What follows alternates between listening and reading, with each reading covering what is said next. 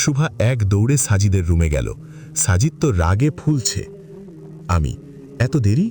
শুভা, কি করব, খালার ওখানে আটকে গিয়েছিলাম। সাজিদের রাগ ভাঙাতে একটু কষ্ট করতে হয়েছে শুভার।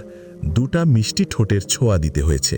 তারপর সাজিদকে ওষুধ খাইয়ে দিয়ে দুজনেই শুয়ে পড়ল। শুভা, এই ওঠেন তো। তাই দুজনে ভাবলাম একটা চা দোকানে গিয়ে চা খেতে খেতে কথা বলি। যেই ভাবা সেই কাজ। আমরা রাস্তার পাশ দিয়ে হেঁটে হেঁটে যাচ্ছিলাম।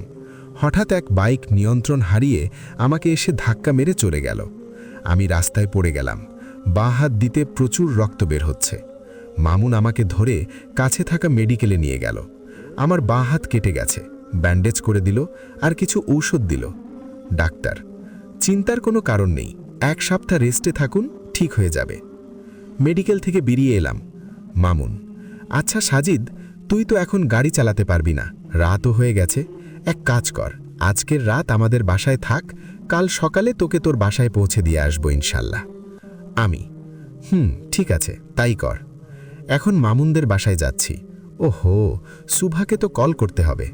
সুভাকে ফোন দিলাম, রিসিভ করে সালাম দিল। আমি, ওয়ালাইকুম আসসালাম। হুমায়রা, আমি যেতে পারবো না, আসলে আমার অ্যাক্সিডেন্ট হয়েছে, আমি বন্ধুর বাসায় যাচ্ছি।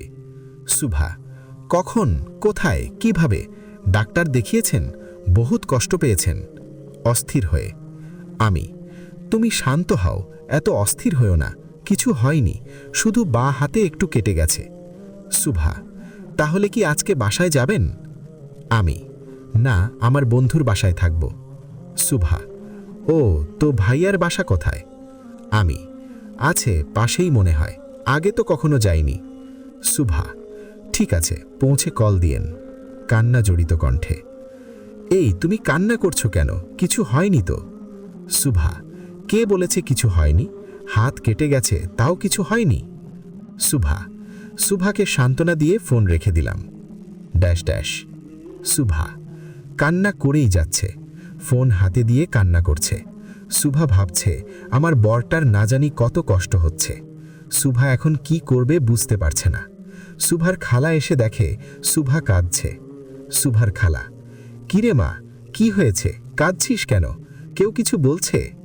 সুভা কিছু বলতে পারছে না, কথার উত্তর না দিয়ে কেঁদেই চলছে। কেন জানি কান্না থামাতেই পারছে না। খালা সুভার কাছে আসতেই খালাকে জড়িয়ে ধরে ভ্যাঁ ভ্যাঁ করে কেঁদে দিল। এই কান্নার আওয়াজ শুনে সবাই এসে হাজির। সুভার আম্মু, নিশি, আরিফ। সুভার কান্না দেখে তো সবাই অবাক আর চিন্তায় পড়ে গেল, কারণ সুভা বিয়ের ব্যাপার ছাড়া আর কোনো বিষয় নিয়ে এভাবে কাঁদছে তা কোনো জানা নেই। কান্না আর থামাতে পারছে না। সুভার কান্না শুনে সুভার আম্মু বারবার সুভানকে আর বোনকে জিজ্ঞেস করছে সুভা কাঁদছে কেন, কিন্তু সুভা উত্তর দিতেই পারছে না, আর খালা তো কিছু জানে না। সব মিলিয়ে রুমে থুমথুমে আবহাওয়া। সুভার খালা সুভাকে পানি খেতে দিল আর বলল সাজিদের সাথে কোনো ঝগড়া হয়েছে কিনা। পানি খেয়ে কিছুটা স্বস্তি হয়ে আম্মু আর খালাকে সাজিদের খবর বলল। সুভার আম্মু সাজিদকে ফোন দিল, কিন্তু সুইচ অফ বলছে। সবাই সুভাকে সান্ত্বনা দিল। আমার মোবাইলেও চার্জ নেই, মামুনের মোবাইলেও চার্জ নেই। প্রায় আধা ঘন্টা জার্নি করার পর মামুনদের বাসায় এসে পৌঁছে গেলাম। বারান্দায় দাঁড়িয়ে আরিফ আমাকে ওর আম্মুর সঙ্গে পরিচয় করিয়ে দিচ্ছে। মামুন, আম্মু, ও আমার বহুত পুরনো বন্ধু, আমরা একসঙ্গে হোস্টেলে ছিলাম। আমি, আসসালামু আলাইকুম আন্টি, ভালো আছেন? আন্টি, আমাকে কিছু বলবে তার আগেই এক মেয়ে কোথা থেকে যেন দৌড়ে এসে আমাকে জড়িয়ে ধরল। এ তো দেখি সুভা। আমি কি করব বুঝতে পারছি না। সুভা তো কান্না করতেছে, সবাই তো অবাক হয়ে তাকিয়ে আছে। আন্টি আর মামুনের তো হার্ট অ্যাটাক হবার অবস্থা। তারপর একে একে আরিফ, নিশি, শাশুড়ি মাও এসে হাজির।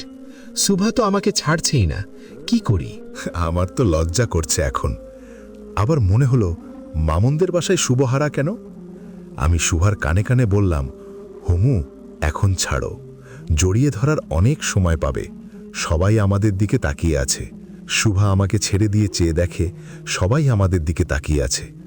শুভা লজ্জায় লাল হয়ে এক দৌড়ে ভিতরে চলে গেল। তাহলে আরিফ শুভার খালাতো বোন। আমিও সবার সঙ্গে কথা বলে ভিতরে চলে গেলাম। রাতে শুভা খাবার নিয়ে আসলো। শুভা, খেয়ে নিবেন, আমি গেলাম। হুমু, শুনো। শুভা, কি? আর হুমুকে? আপনি আগেও বলেছিলেন। ও, হুমু হলো হুমায়রা নামের সংক্ষেপ। শুভা, ভালো, এখন খান। আমি, কিভাবে খাবো? আমার তো হাতে ব্যথা। শুভা, আপনার তো বাঁ হাতে ব্যথা, ডান হাত দিয়ে খাবেন। বলছিলাম কি, একটু খাইয়ে দাও না। শুভা, পারবো না। কেন? এমনি মনে হয় আমার হুমু অনেক রাগ করেছে। এখানে বসো তো। হাত ধরে বিছানায় বসালাম। হুমু, এখন বলো কি হয়েছে? এত রাগ করছো কেন? তখন যে আপনাকে জড়িয়ে ধরেছিলাম, ওইটা নিয়ে সবাই আমাকে নিয়ে মজা করছে। খুবই দুঃখজনক ব্যাপার। আমার কিন্তু অনেক খিদে পেয়েছে। শুভা, আমারও। তাহলে একটু খাইয়ে দাও না। শুভা, আচ্ছা ঠিক আছে, একটা হাসি দিয়ে। শুভা আমাকে খাইয়ে দিচ্ছে। সত্যি বলতে বউয়ের হাতে খাবার খাবার মজাই আলাদা।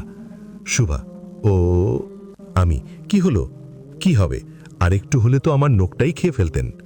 সরি হুমু, আসলে নিজেকে তোমার মাঝে হারিয়ে ফেলেছিলাম। শুভা, হয়েছে, আর বলতে হবে না। আমি, খুব বেশি লেগেছে?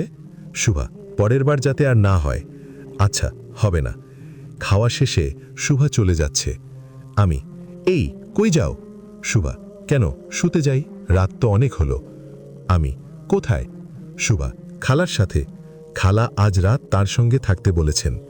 আমি, মানে কি? তাহলে আমি কি একা একাই থাকব? শুভা, আমি থাকব না। তুমি আমার পাশে শুবে, আমি তাই জানি। শুভা, এত বাচ্চাদের মতো করেন কেন? অল্প বুঝতে চেষ্টা করুন। আমি খালাকে বলেছি যে তার সঙ্গে থাকবো আজকে। আমি, না, হবে না, তোমাকে আমার সঙ্গেই থাকতে হবে। শুভা, আচ্ছা ঠিক আছে, পাগল একটা। আমি, আবার কই যাও? শুভা, আরে ফ্রেশ হয়ে অজু তো করে আসি। আচ্ছা ঠিক আছে, যাও। শুভা ফ্রেশ হতে যাচ্ছে আর চিন্তা করছে, যদি খালার সঙ্গে দেখা হয় তাহলে তো শেষ। খালাকে কি বলবে? শুভা অজু করে সাজিদের রুমের দিকে যাচ্ছে আর মনে মনে দোয়া করছে খালা যেন না ডাকে।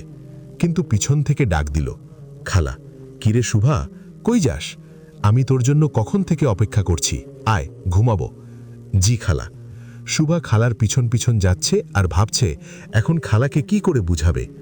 শুভার অস্থিরতা দেখে শুভার খালা মুচকি মুচকি হাসছে। খালা, কি হলো মা, দাঁড়িয়ে কেন? শুয়ে পড়। শুভা, খালা, বলছিলাম কি, খালু কোথায়? কেন, পাশের রুমেই তো আছে, এখন শুয়ে পড়তো আগে। শুভা আর কিছু বলতে পারছে না, কি বলবে, কোনো উপায় না দেখে শুতে গেল। খালা, কিরে, তুই এত ঘেমে যাচ্ছিস কেন? শুভা, কই না তো। চমকে উঠে খালা মুচকি হাসি দিয়ে বলল, জামাইকে রেখে এখানে থাকতে ভালো লাগছে না। শুভা, খালা কি যে বলো না, লজ্জা পেয়ে। খালা, সামান্য হাতে দুঃখ পেয়েছে তাই যে কান্না করলি, আর এখন যদি আমি তোকে আমার কাছে রাখি তাহলে তো তুই আমাকে অভিশাপ দিয়ে দিবি।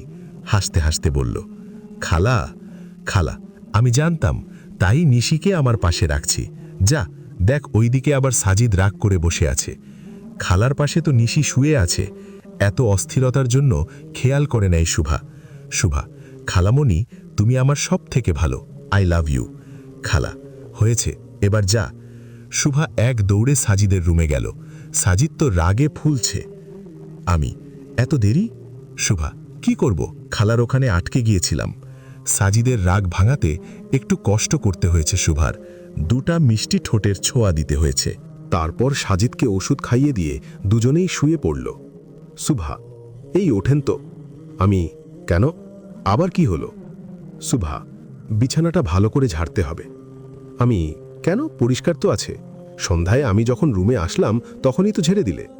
সুভা, আবার ঝাড়তে হবে, কারণ ঘুমানোর আগে বিছানা ভালো করে ঝেড়ে নিতে হয়, এইটা সুন্নত।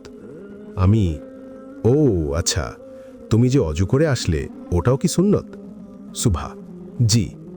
আমি, এই দুটোই কি সুন্নত না আরও আছে? সুভা, ঘুমানোর আগে আরও কিছু সুন্নত আছে। আমি, কি কি? সুভা, ঠিক আছে বলছি, শোনেন।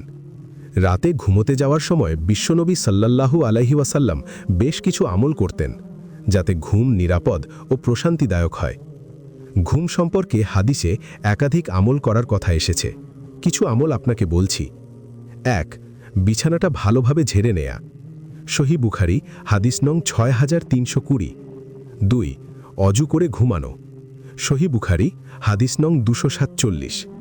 3 তসবিহ তাহমিদ ও তাকবীর পাঠ করা, 33 বার সুবহান আল্লাহ, 33 বার আলহামদুলিল্লাহ ও 34 বার আল্লাহু আকবার। সহি বুখারি হাদিস নং 6318। 4 আয়াতুল কুরসি পাঠ করা একবার। সহি বুখারি হাদিস নং 2311, 3275, 5010। মিশকাতুল মাসাবি হাদিস নং 2123। 5 সূরা ইখলাস পাঠ করা 3 বার। সহি বুখারি হাদিস নং 5015। 6 সূরা কাফিরুন পড়া 1 বার। তিরমিজি হাদিস নং 3403। 7 সূরা মুলক পড়া, তিরমিজি হাদিস নং 3404। 8 সূরা বাকারার শেষ 2 আয়াত পড়া। আমি আচ্ছা, কিন্তু আমার তো ওগুলো মুখস্থ নেই, আমি কিভাবে পারবো? সুবহা, গুগলে সার্চ করেন, পেয়ে যাবেন, আর কিছুদিন দেখে দেখে পড়লেই মুখস্থ হয়ে যাবে। আমি কিন্তু আমার কাছে তো তুমিই গুগল। সুবহা, বুঝতে পারছি, ঠিক আছে, আমি বলে দিচ্ছি, আপনি শুনে শুনে বলুন। আমি ভালো আইডিয়া। তারপর শুয়ে পড়লাম। সুবহা, এই কি করছেন? জড়িয়ে ধরেছেন কেন? আপনার তো হাতে ব্যথা। আমি আরে কিছু হবে না, একটু কাছে আসো তো। পরদিন সকালে বাসায় চলে আসলাম। সুভাও এসেছিল আমার সঙ্গে। কিছুদিন আমাদের বাসায় থেকে সুভাদের বাসায় চলে গিয়েছে। সুভাকে দেখি না প্রায় 1 সপ্তাহ হয়ে গেল। আজকে সুভার কথা অনেক মনে হচ্ছে। অনেক সময় ধরে ফোন বেজেই চলেছে। রিসিভ করার ইচ্ছে না থাকলেও রিসিভ করলাম। আমি আসসালামু আলাইকুম। ওই পাশ থেকে ওয়ালাইকুম আসসালাম। ফোন ধরতে এত সময় লাগে? আমি ও সরি, এটা কোন নম্বর? সুভা, আম্মুর নতুন নম্বর। আমি ও সুভা, শুনেন, কাল আমার জন্মদিন, সো আপনাকে আজকে রাতের ভিতরে আসতে হবে। আমি তুমি জন্মদিন পালন করো? সুভা, না, আমি জানি অনেক আলেম জন্মদিন পালন করা হারাম বলেছে, তাই আমি জন্মদিন পালন করি না। তারপরও আপনার আসতে হবে। বাই, আমার অনেক কাজ আছে, পরে কথা বলবো। বলেই ফোন কেটে দিল। আমাকে কিছু বলার সুযোগ দিল না। আজ হাতে অনেক কাজ, তাই ফোন বন্ধ করে রাখলাম। ওদিকে সুভাষ সাজিদের জন্য অনেক কিছু রান্না করে অপেক্ষা করছে, কিন্তু দিন শেষে রাত হয়ে গেল, কিন্তু সাজিদ আসলো না। অনেকবার ফোন করেছে, কিন্তু কোনো লাভ হয়নি। সাজিদের ফোন বন্ধ। সুভা দরজা বন্ধ করে কান্না করে অভিমান করে রুমে বসে আছে, কারো সঙ্গে কথা বলছে না। সুভার আম্মু সাজিদের বাসায় কল করেছিল, কিন্তু সাজিদ বাসায় নেই। রাত অনেক হয়ে গেল। নিশি সুভার খাবার রুমে দিয়ে গেল, কিন্তু সুভা খাবার না খেয়ে বসে আছে। দেখতে দেখতে 12টা বেজে গেল। সুভা সময় দেখার জন্য মোবাইলটা হাতে নিল। সঙ্গে সঙ্গে সাজিদের ফোন আসলো। সাজিদ এখন কল করেছে দেখে তো সুভার রাগ মাথায় উঠে গেছে। রিসিভ করেই, সুভা, কে আপনি? কাকে চাই? এত রাতে ফোন করেছেন কেন? অভিমানী কণ্ঠে, আমি শুভ জন্মদিন প্রিয়তমা। সুভা, দেখুন, এখানে কোনো প্রিয়তমা থাকে না, ফোন রাখেন। আমি কিন্তু আমার প্রিয়তমা তো এখানেই থাকে। সুভা, আমি আপনাকে চিনি না, তাই আমাকে আর বিরক্ত করবেন না। বলেই ফোন কেটে দিল। আমি আবার ফোন করলাম। সুভা, আপনাকে তো বললাম আমি আপনাকে চিনি না, আবার কেন ফোন করলেন? আমি হয়তো কেউ কারো অভিমান ভাঙার জন্য, কারো চোখের জল মুছে দেওয়ার জন্য দরজার ওপাশে দাঁড়িয়ে আছে। মানে, সত্যি আপনি এসেছেন? বলেন। এক দৌড়ে দরজা খুলে দিল। সুভা আমার দিকে তাকিয়ে আছে। আমি অপরাধীর মতো তাকিয়ে বললাম, সরি। সুভা আমাকে জড়িয়ে ধরে বলতে লাগলো, আপনি জানেন আমি কতটা ভয় পেয়েছিলাম? আপনার ফোন বন্ধ, চিন্তায় আমার অবস্থা শেষ, আর আপনি আমাকে একটা ফোনও করেন নাই। সারা দিন আপনার জন্য কত কিছু বানিয়েছি, কিন্তু আপনি আসলেন না। এই তো আসলাম, এবার কান্না বন্ধ করো। তুমি আসতে বলবে আর আমি আসবো না, তা কি করে হয়? সুভা, আপনি অনেক খারাপ। অভিমানী কণ্ঠে বললাম, তো সরি, এই নাও তোমার জন্য ছোট্ট একটি গিফট। সুভা, বাহ, এত চকলেট, আই লাভ ইউ। আমি অল্প ফ্রেশ হব। ফ্রেশ হয়ে এসে দেখি শুভহা ভাত বেড়ে দিয়েছে। শুভহা, আপনার হয়তো খিদে পেয়েছে, ভাত খেয়ে নিন। আমি সত্যি খিদে পেয়েছিল। আমি 1 মিনিট, তুমি খেয়েছ? শুভহা, আপনি খান, আমি খাবো না। আমি জিজ্ঞেস করেছি তুমি খেয়েছ কিনা, রাগী কণ্ঠে। শুভহা, জি জি, আমি খেয়েছি, আপনি খান। আমি শুভহা, আমি আগেও বলেছি আমি মিথ্যা বলা পছন্দ করি না, সত্যি করে বলো। শুভহা, না। আমি তাহলে মিথ্যা কথা বললে কেন?